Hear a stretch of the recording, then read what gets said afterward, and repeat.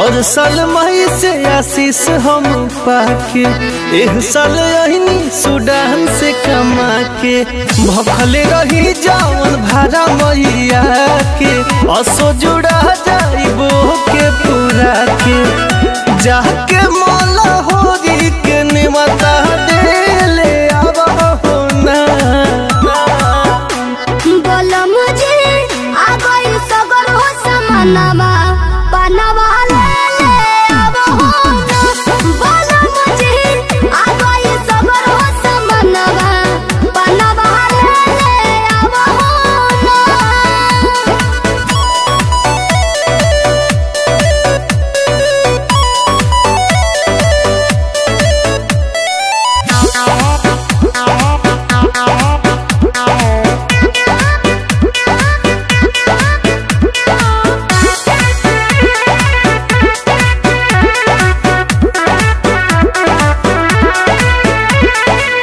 घाट पर जाके ले गंगा जल हो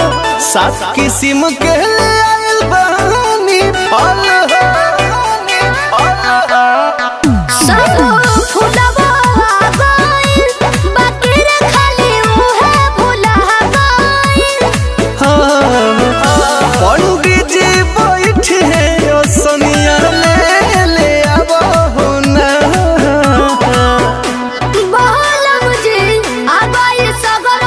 मनवा पनवा ले आवा हो ना बोलो मुझे आ गई सबर हो समनवा पनवा ले आवा हो ना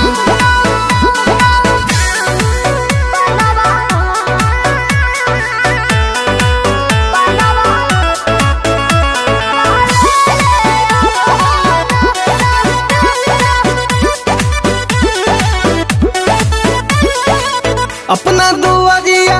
हो ही जगराता शिल्पी विजहिया के लिखाई बाबे साटा ए जी हो कोहरू दिया पहुंचा गइले